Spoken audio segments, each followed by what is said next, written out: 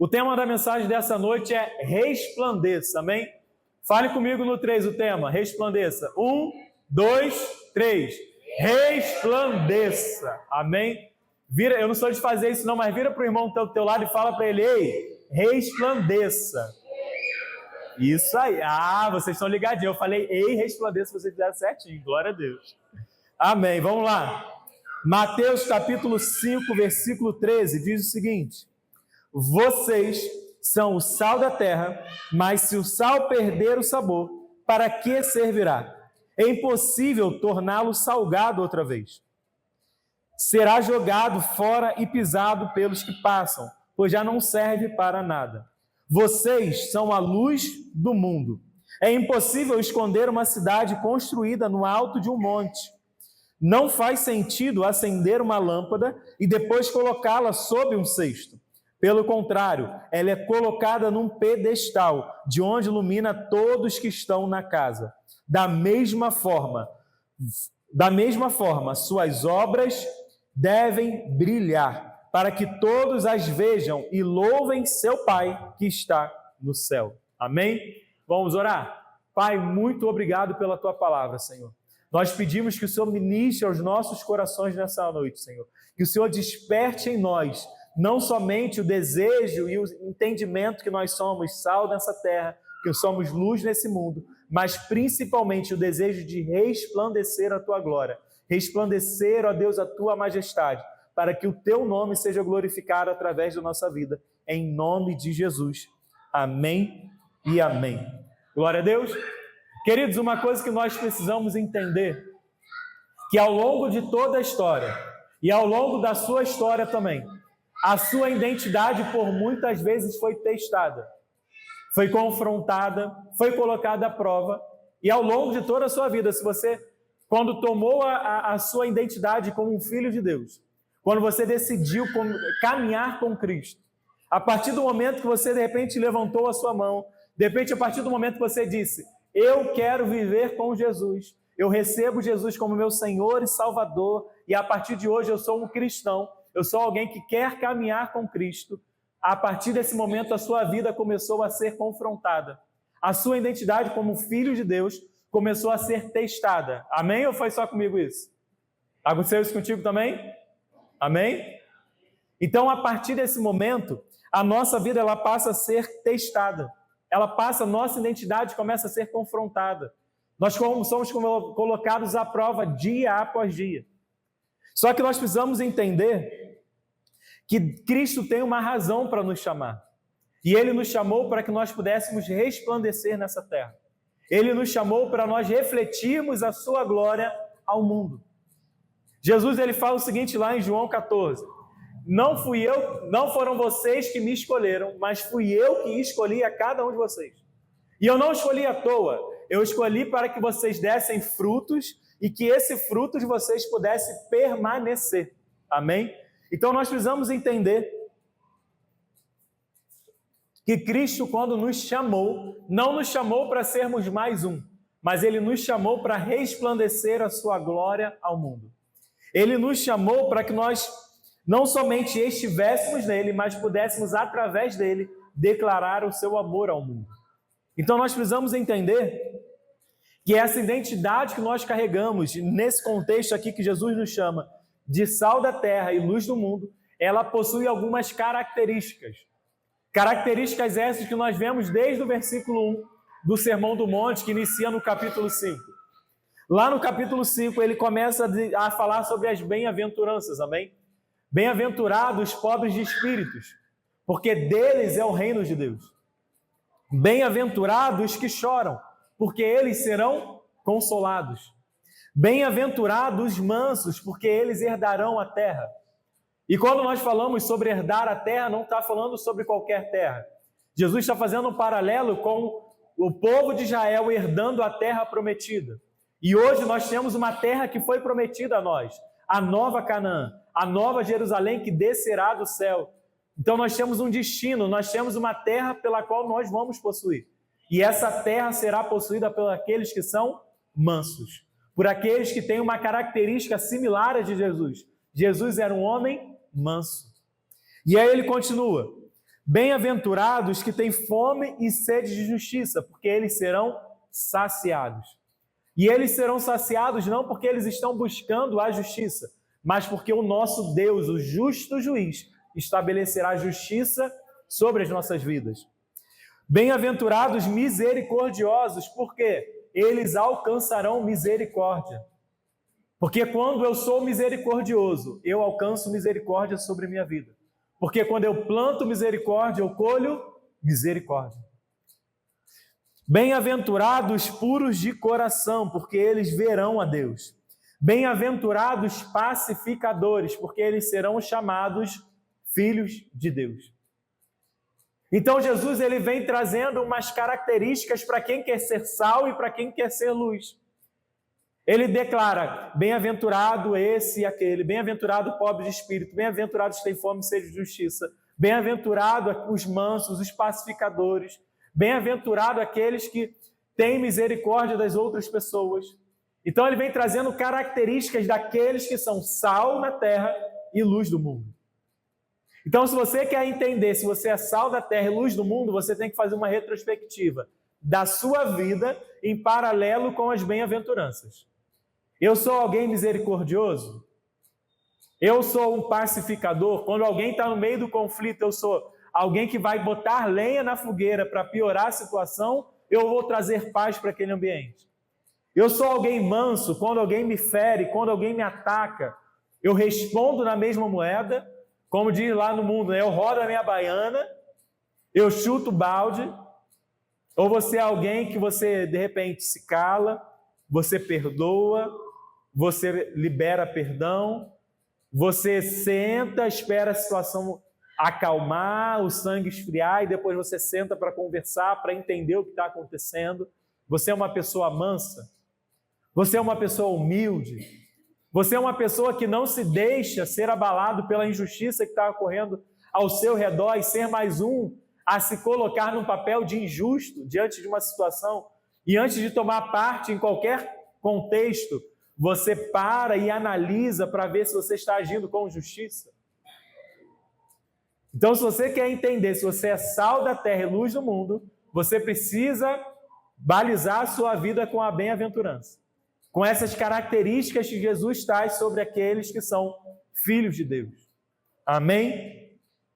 Então, logo depois disso, Jesus pontua tudo isso, as bem-aventuranças, e aí sim ele vem declarando, olha, se vocês vivem isso, vocês são sal da terra. Vocês são o sal da terra.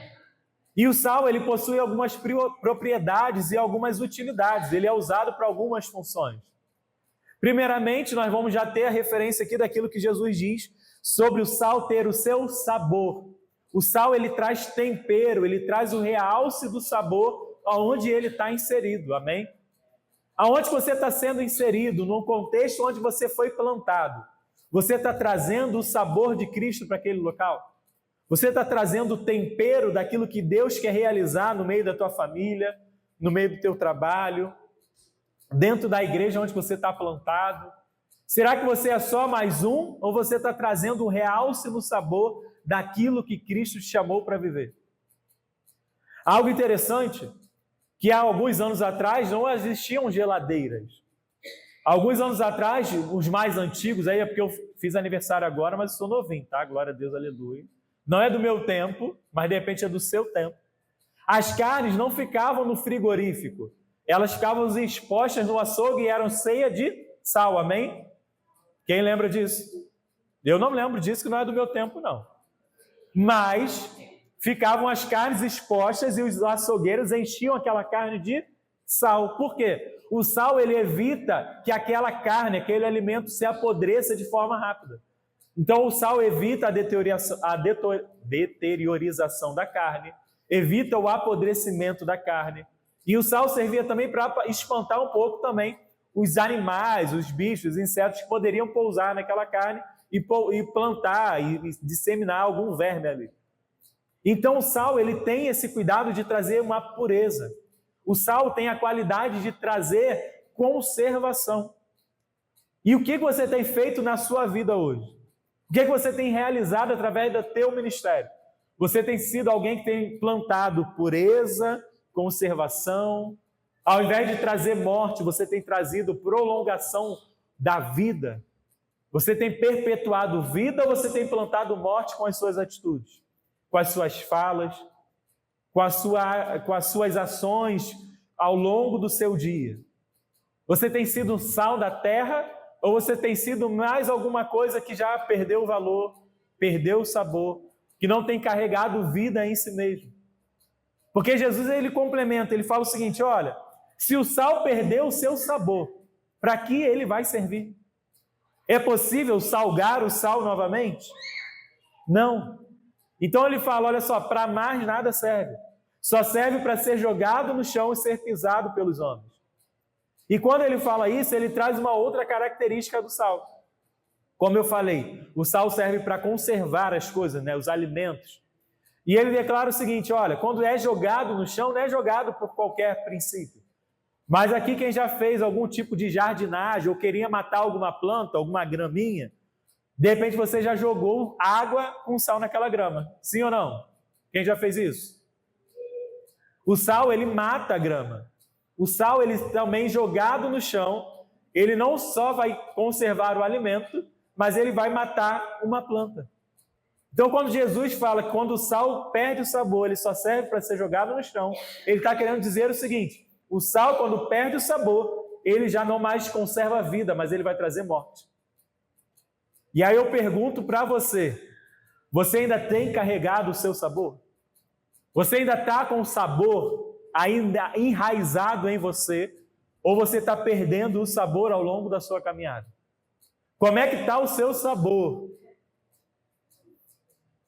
E algo interessante, que tem até um ditado no meio gospel que diz o seguinte, tem uns memezinhos na internet, que fala assim: eu sou sal grosso, porque Jesus me chamou de sal, mas eu sou grosso, eu sou sal grosso.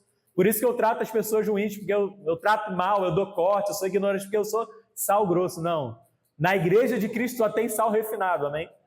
Nós somos sensíveis, amáveis, respeitosos, compreensivos, compassivos. Então, quando você for chamado e a sua identidade é essa de sal da terra, você não é sal grosso, você é um sal refinado. Amém? Então, seja tolerante, seja compassivo, seja amoroso, não seja grosso em nome de Jesus. Amém? E algo interessante, uma das funções do sal também, e por isso que existe o termo hoje chamado de salário, é porque algumas culturas pagavam os seus soldados com porções de sal. Por isso que hoje nós recebemos o nosso salário. Vem justamente dos anos, centenas de anos atrás, onde as pessoas eram pagas com sal, de tão valoroso que o sal era. Então, quando Jesus não compara sal da terra, ele não está comparando qualquer coisa. Ele está dizendo: ei, você tem valor. Aonde que você está plantado, aonde que você chegou, aonde que eu te coloquei, você possui um valor. Você tem recursos em você para sustentar a vida dos outros. Você tem valor em você de forma a alimentar outras pessoas, em realçar o sabor de onde você está plantado e conservar vida por onde você for. Então vira aí para o seu irmão e diz: você é o sal dessa terra, não perca o teu sabor. Amém? Vamos lá. Em Colossenses 4:6 vai dizer o seguinte. Vou ler aqui que está mais rápido. A palavra seja sempre agradável, a vossa palavra seja sempre agradável, temperada com o quê? Com sal, para que saibais como convém responder a cada um. Então não seja um sal grosso, a sua palavra tem que ser temperada, tem que ser na medida, tem que ser alinhada com o coração de Deus para aquela pessoa. Então seja sensível ao que você está vivendo. Seja sensível à realidade na qual você está inserido, para você viver a glória de Deus e refletir essa glória em nome de Jesus. Versículo 14 lá de Mateus 5, por favor, novamente. Diz o seguinte: vocês são a luz do mundo. É impossível esconder uma cidade construída no monte, no alto de um monte. Uma outra identidade que Jesus nos dá é que nós somos a luz do mundo. E nós não somos a luz do mundo porque nós somos a fonte da luz. Nós somos a luz do mundo porque nós somos capazes de refletir a luz de Cristo. E em João 8,12, Jesus declara: eu sou a luz do mundo. Mas em Mateus ele fala para nós que nós somos a luz do mundo. Jesus deixou de ser a luz do mundo? Não. O que acontece é que nós, como filhos de Deus, e alguém que espelha a glória de Cristo, passamos a refletir a sua luz ao mundo. Precisamos refletir essa luz ao mundo. Então nós precisamos entender que nós carregamos esse princípio em nós. Eu preciso refletir Cristo aonde eu for. Não importa o que eu estou fazendo, eu preciso refletir Cristo. Não importa o que fizerem comigo, eu preciso refletir Cristo. E quando Cristo foi açoitado, quando Cristo foi maltratado, quando Cristo foi torturado, o que ele fez? Calado, ele foi levado até a cruz. Ele não condenou aqueles que o maltratavam, ele não condenou aqueles que o crucificaram, e ainda fez de forma diferente. Na cruz ele declarou: meu Pai, perdoa-lhes, porque eles não sabem o que fazem. É essa atitude que nós precisamos refletir de Cristo. Quando acusados, quando perseguidos, ele fala isso no Sermão do Monte, sobre as bem-aventuranças, bem-aventurados que são perseguidos. Nós precisamos entender isso. Você está sendo perseguido, você está sofrendo, está doloroso, não está legal? Reflita ao Cristo. Reflita amor, reflita perdão, reflita misericórdia. Nós precisamos entender quem nós somos no reino de Deus. Nós somos alguém que reflete a glória de Cristo. E nós carregamos essa identidade em nós. Nós precisamos carregar essa identidade em nós. Lá na continuação do versículo 14, ele diz, é impossível esconder uma cidade construída no alto de um monte. E não faz sentido acender uma lâmpada e colocá-la debaixo de um cesto. Antes, você vai colocá-la em um pedestal. Antes, você vai colocá-la no alqueire, em algumas versões. Então, nós precisamos entender que quando nós somos a luz de Cristo, eu entendo essa minha identidade como luz de Cristo, é impossível ficar escondido. Alguém vai te achar. Alguém vai te ver. Assim como é impossível uma cidade no alto monte ficar escondida, porque as luzes dela vão revelar aonde que ela está. Você será revelado. As pessoas virão até você e buscarão socorro, buscarão ajuda, buscarão apoio, porque elas entendem que você reflete a luz de Cristo. É impossível você ficar escondido. No dia do problema, você vai pedir, por favor, ora por mim. No dia da enfermidade, ele vai pedir, poxa, ora por mim, eu estou mal. Nós precisamos entender, nós somos a luz de Cristo. E não adianta você querer se esconder. Aquele que reflete a luz de Cristo será revelado ao mundo. E não entenda que você só vai ver flores quando você for revelado. A Bíblia nos fala, Jesus fala isso, que o mundo não o conheceu e por isso o mundo o perseguiu. Da mesma forma, nós seríamos perseguidos. Algo interessante que nós estamos vendo na mídia agora, não sei se você viu isso, mas agora o povo já entendeu e está declarando isso, que o Brasil só perdeu a Copa por causa dos evangélicos. Você viu isso? Tem uma galera, saiu no The Times, num noticiário estrangeiro, americano, se eu não me engano. Eu não lembro se ele é americano ou se ele é inglês, agora não lembro. Mas o The Times noticiou que a culpa do Brasil ter perdido a Copa é pela culpa dos evangélicos, é razão dos evangélicos. E o contexto que eles trazem é o seguinte, que na época de Ronaldinho Gaúcho, Romário e tudo mais, o Brasil tinha ginga, tinha malandragem, tinha todo o seu domínio, eles curtiam, eles celebravam e faziam as suas curtições nas concentrações e tudo mais.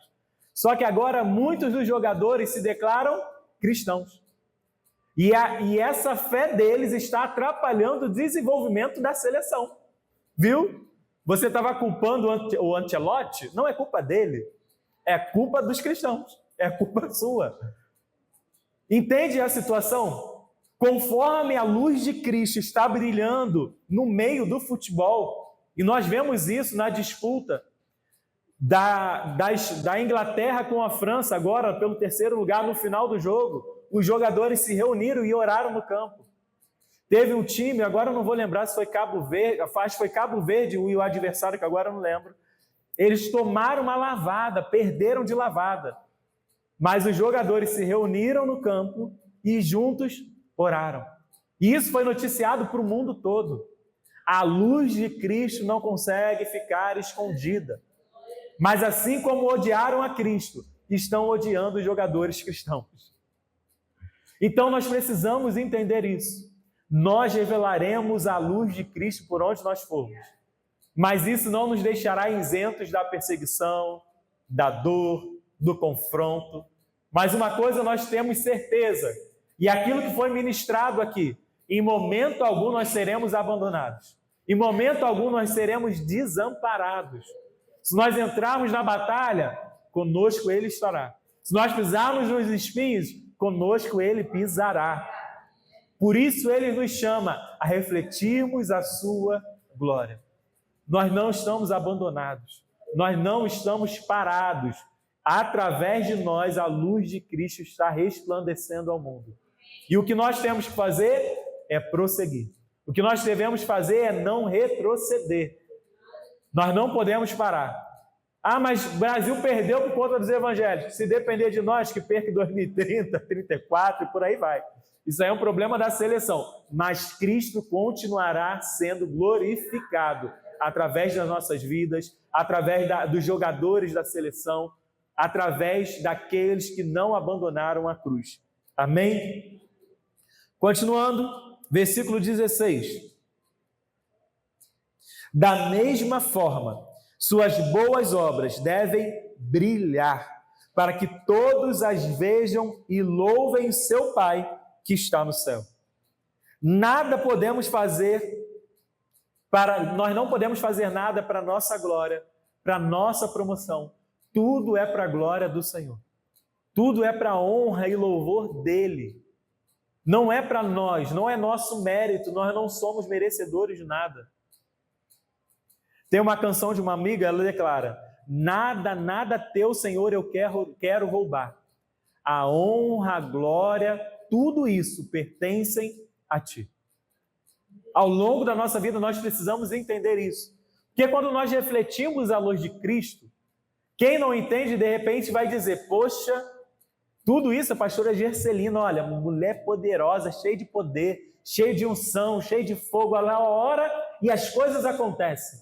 Porque ela reflete a luz de Cristo. Mas a glória não é dela, a glória é de Deus. Nós só estamos refletindo. Quem reflete algo não tem o poder em si mesmo. O poder vem daquilo que está sendo refletido.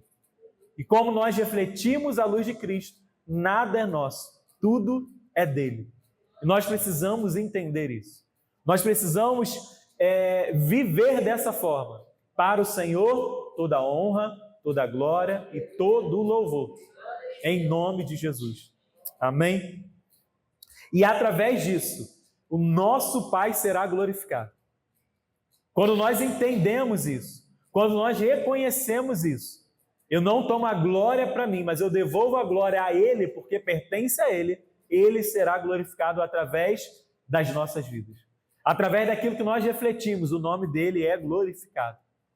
E para finalizar, eu gostaria de ler com vocês lá em Filipenses 2, versículo 15. Filipenses 2,15.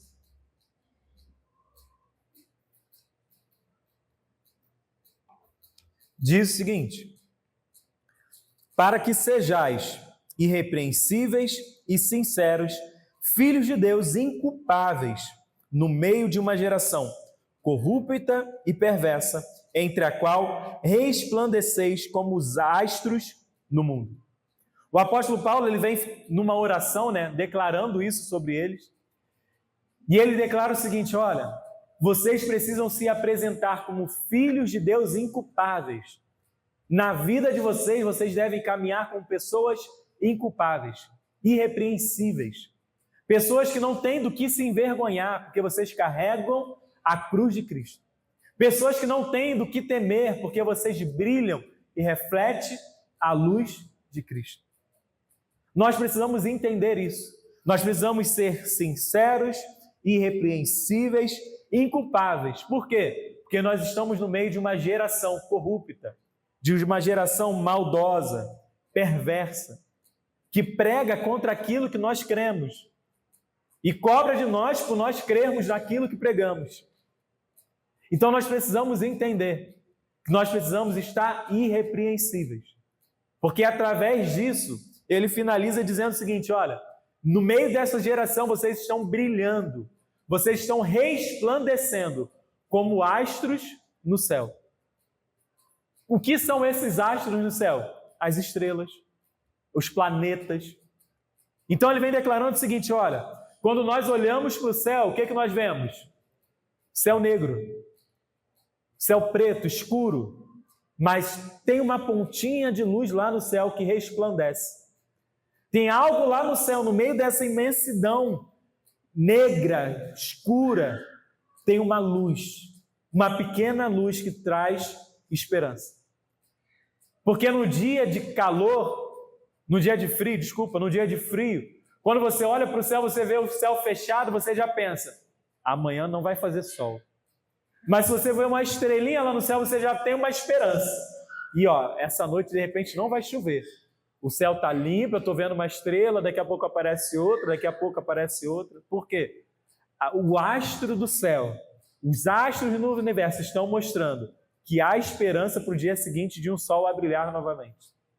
E nós precisamos entender isso, que o nosso sol da justiça há de brilhar sobre a nossa vida mais uma vez.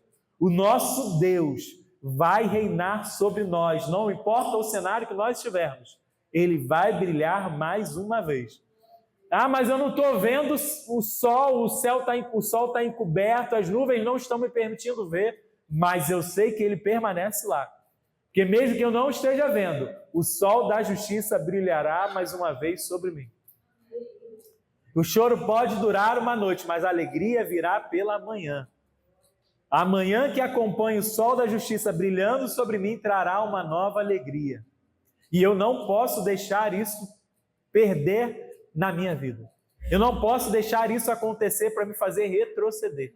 E eu preciso ser alguém que reflete a glória de Cristo em nome de Jesus. Amém? Vamos orar, queridos? Sentados mesmo. Pai, nós te louvamos, Senhor. Nós te agradecemos porque o Senhor tem nos despertado, ó Pai, a sermos sal nessa terra, a ser luz no mundo. E nós te louvamos, ó Pai, pela oportunidade que nós temos de ser sal e luz sobre a vida desse amigo, desse familiar, desse parente que o Senhor colocou já no nosso coração. E se ainda não tem alguém, de repente, no nosso coração, que o Senhor vai plantar alguém, Senhor. Teu Espírito Santo, ao longo dessa oração, comece a ministrar sobre as nossas vidas e trazendo esse amigo, essa pessoa especial pela qual nós estaremos orando ao longo dessa semana, Senhor. Para a glória do Teu nome, nós como igreja já vivenciamos isso e vimos o fruto disso acontecer aqui, Pai. E nós declaramos, ó Pai, que no dia 25, no próximo domingo, nós viveremos algo extraordinário, porque o Senhor é bom em todo tempo e principalmente que nós veremos o Teu nome sendo glorificado, porque nós refletiremos a luz de Cristo ao mundo, em nome de Jesus. Assim nós te agradecemos, Pai, para a glória do Teu nome. Amém e amém.